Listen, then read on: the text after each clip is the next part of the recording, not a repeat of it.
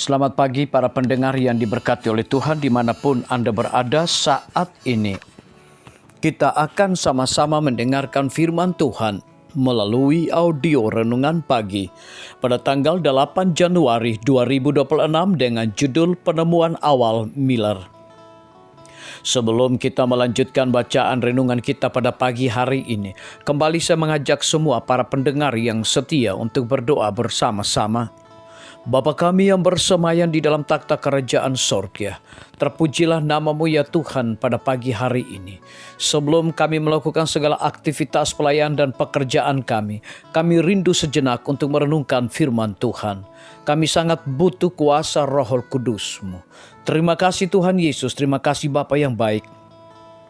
Dengarlah segala doa dan permohonan kami Bapa, dan mau mengampuni segala dosa kami, karena kami sudah berdoa hanya di dalam nama Tuhan Yesus, Juru Selamat kami. Amin. Ayat inti kita terambil di dalam Daniel 8 ayat yang ke-14, demikian firman Tuhan. Maka ia menjawab sampai lewat 2300 petang dan pagi, lalu tempat kudus itu akan dipulihkan dalam keadaan yang wajar. Mari kita ikuti penjelasannya. Miller tidak menghindari apa yang oleh sebagian orang anggap sebagai aspek kitab suci yang kurang bermanfaat, seperti kronologi. Segala tulisan yang diilhamkan Allah memang bermanfaat, bahwa kitab suci tidak datang kapan saja atas kehendak manusia, tetapi ditulis ketika orang-orang kudus digerakkan oleh Roh Kudus, menjadi pembelajaran bagi kita, agar kita melalui kesabaran dan penghiburan dari kitab suci dapat memiliki pengharapan.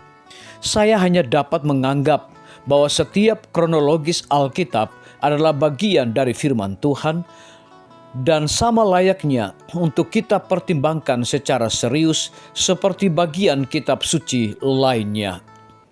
Karena itu saya merasa bahwa dalam upaya memahami apa yang Tuhan telah lihat melalui belas kasihan-Nya, pantas untuk dinyatakan kepada kita, dan saya tidak berhak untuk melewatkan periode-periode nubuatan.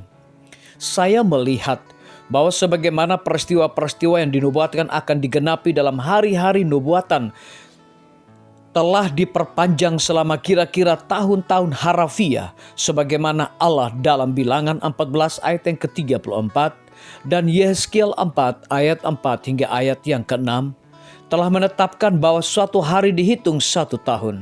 Saya hanya dapat menganggap waktu itu sebagai sesuatu yang simbolis dan sebagai sesuatu yang diyakini bahwa 1 hari sama dengan 1 tahun sesuai dengan standar semua tafsiran Protestan.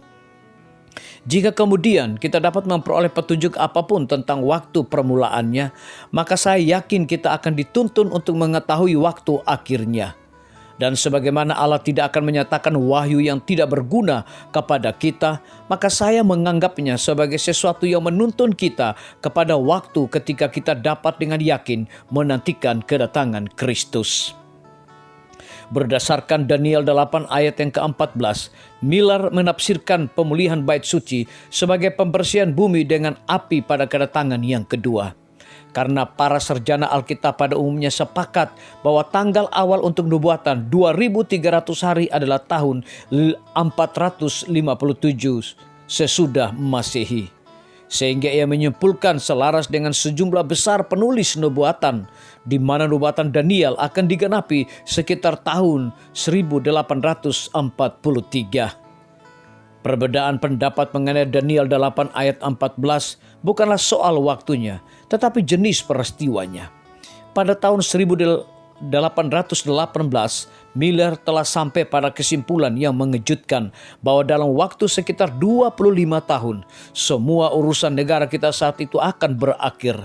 Bahwa semua kesombongan dan kekuasaan, kemegahan dan kesia-siaan, kejahatan dan penindasan akan berakhir, dan bahwa sebagai ganti kerajaan-kerajaan dunia ini, kerajaan Mesias yang damai dan telah lama dinantikan akan didirikan.